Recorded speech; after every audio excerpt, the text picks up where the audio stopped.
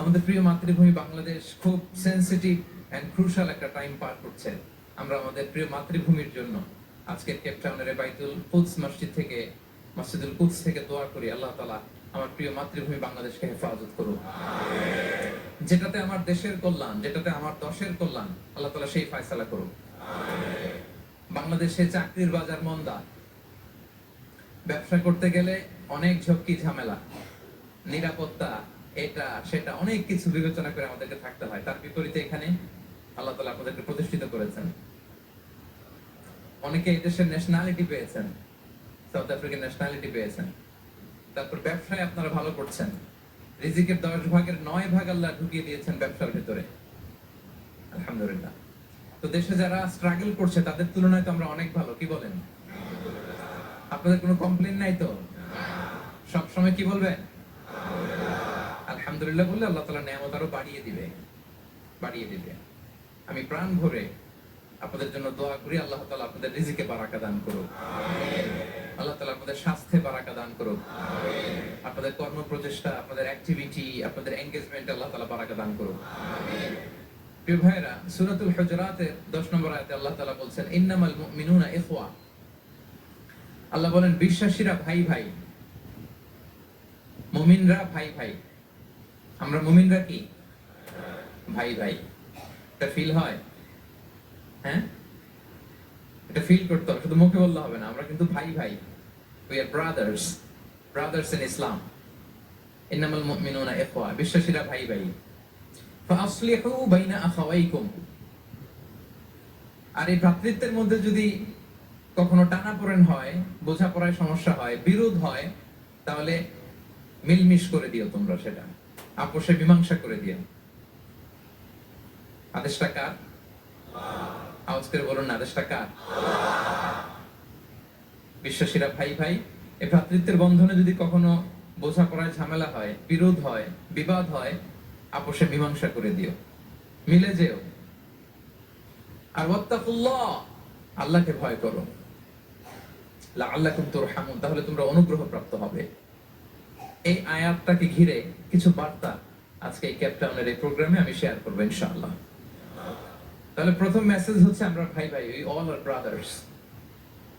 মুমিনরা ভাই ভাই, আওয়াজ করে বলুন, মুমিনরা আমরা ভাই ভাই। পৃথিবীতে ভ্রাতৃত্ব, ব্রাদারহুড, এটা অনেক ধরনের। এক নম্বর ভ্রাতৃত্ব হচ্ছে আল উখুয়া আল ইনসানিয়া, মানবিক দিক থেকে ভাই। যারাই মানুষ তারাই ভাই, কারণ আমাদের আদি পিতার নাম, আদি মাতা Adam and Eve. We came from the very same source, same origin. একটা জায়গা থেকে আসছে। সবার বাপ যদি একজন হয়, সবার মা যদি একজন হয়, তো আমরা সবাই কি? সুবহানাল্লাহ পড়বেন না?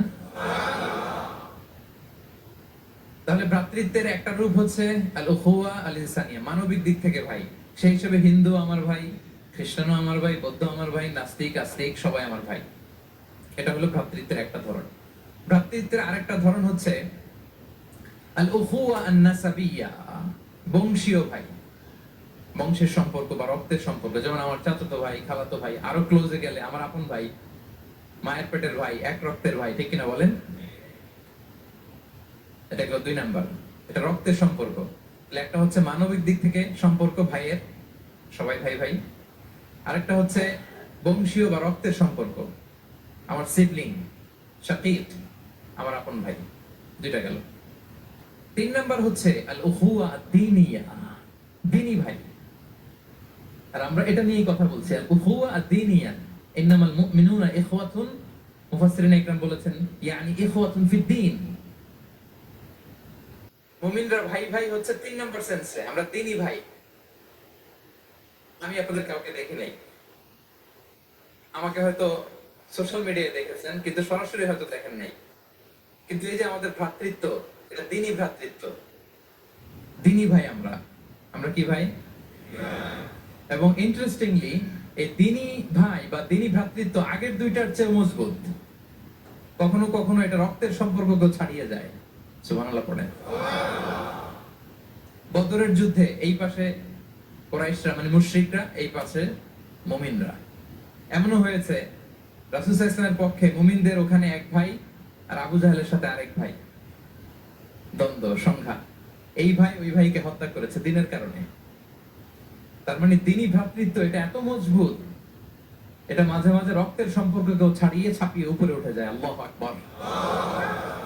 তাহলে আমাদের সম্পর্কটা হচ্ছে এরকম মজবুত সম্পর্ক। প্রিয় ভাইরা, আমরা সবাই দিনী ভাই। আওয়াজ করে বলুন, কি ভাই?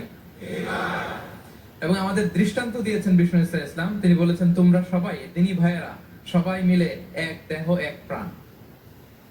আওয়াজ করে বলুন, এক দেহ এক প্রাণ। শুধু মুখ দিয়ে বললেই হবে, ফিল করতে হবে। আমরা সবাই এক দেহ এক প্রাণ।